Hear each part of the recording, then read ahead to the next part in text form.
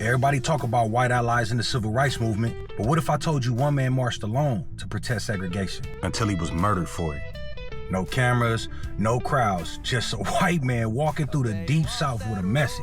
He was and left for dead on the side of the road for standing with black people. And yet, most people have never even heard his name. This is the real life story of William Lewis Moore, the postal worker who died fighting for justice. Let's get it.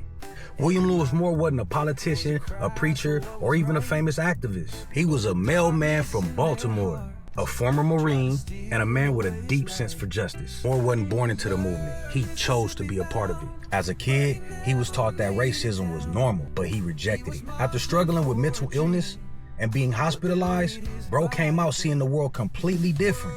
He believed racism was a disease. Probably was right. So he made it his mission to cure it. By the early 1960s, he became an activist, joining CORE, the Congress of Racial Equality. He ain't just talk about change though. Bro put his life on the line. In April 1963, Moore set out on a march from Chattanooga, Tennessee to Jackson, Mississippi, all in the name of peace. His goal? Deliver a letter to the governor demanding the end to segregation immediately. His plan? Walk the entire 400 miles with a sign that read, "Equal rights for all, Mississippi or bust." His reality? He never made it. This was the Deep South, just months before Medgar Evers was assassinated, so you already know what's happening. A white man walking along for black rights? That's a death sentence, bro. On April 23rd, 1963, in Alabama, Moore was twice in the head. His body was found on the side of a rural road and his letters scattered everywhere. A man named Floyd Simpson, a known segregationist, was suspected, but no one was ever convicted. Moore's murder was barely investigated.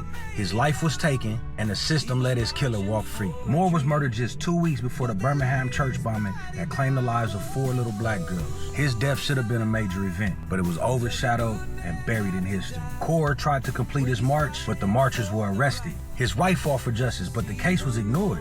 His murder was never solved. William Lewis Moore gave his life for the movement, and history erased him. Even though Moore's death was tragic, he wasn't alone in this fight. Other white allies risked everything for black freedom, and I appreciate all of y'all. Thank you. Reverend James Reed, Jonathan Daniel, Viola Liuzzo. William wasn't the only one, but his story, like so many others, was wiped from history, and I wonder why. They want you to think the civil rights movement was just black and white, but the truth?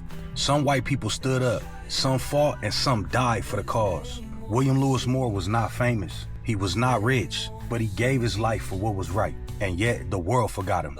People who make history don't always make the textbook. You ever wonder why more stories like this aren't told? Follow for more real black history. Y'all have a good day.